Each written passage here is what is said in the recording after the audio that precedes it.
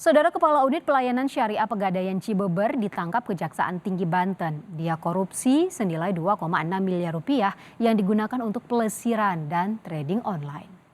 Sampaikan Bu. Ibu. Bu.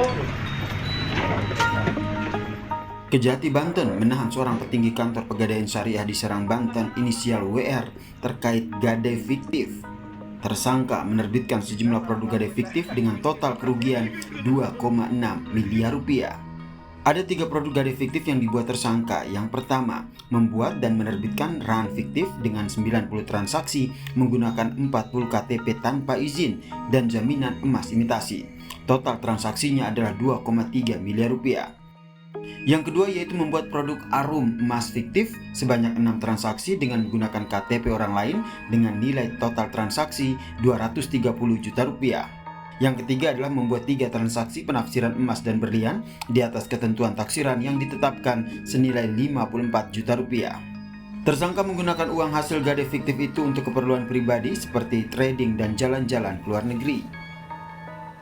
Sehingga dengan total keseluruhan sebesar 2 miliar 644.944.350 rupiah dan uang tersebut oleh tersangka W telah digunakan untuk kebutuhan pribadi. Bahwa terhadap tersangka W disangka melanggar pasal 2 ayat 1, jungto pasal 3, jungto pasal 8, jungto pasal 18, Undang-Undang RI nomor 31 tahun 99 sebagaimana telah diubah dengan Undang-Undang RI nomor 20 tahun 2021 tentang pemberantasan tindak pidana korupsi. Pelaku kemudian dibawa ke rutan kelas 2B Pandeglang untuk ditahan. Akibat perbuatannya, pelaku dijerat dengan Undang-Undang RI nomor 20 tahun 2001 tentang pemberantasan tindak pidana korupsi.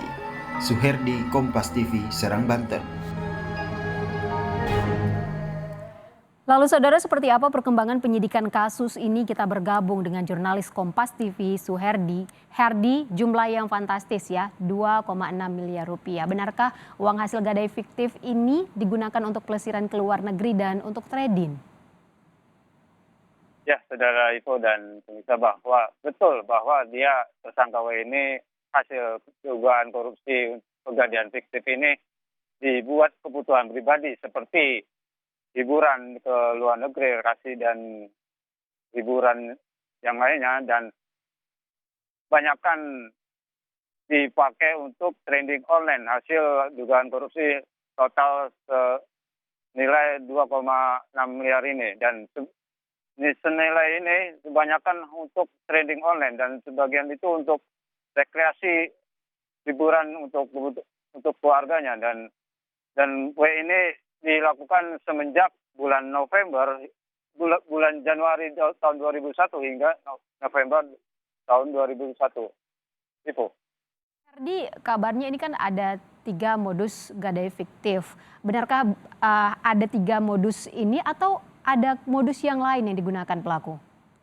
Ya, di unit pelayanan syariah ini hanya 3 pelayanan yang bisa digadaikan dengan cara-cara 3 modus ini, yaitu dengan cara membuat, menerbitkan RAN fiktif dan arum emas fiktif, dan melakukan banyak penafsiran barang jaminan emas atau berlian. Dan di kantor unit pelayanan syariah ini hanya 3 sistem yang bisa memoduskan oleh tersangka W ini.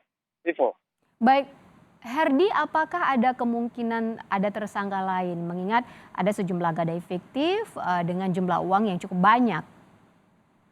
Ya, dari hasil pemeriksaan Kejati saat ini bahwa sebanyak 30 orang yang diperiksa, namun dari beberapa itu di kantor unit pelayanan ini hanya dia sebagai kepala unit dan kasir yang bertugas di kantor unit pelayanan syariah itu. Tidak ada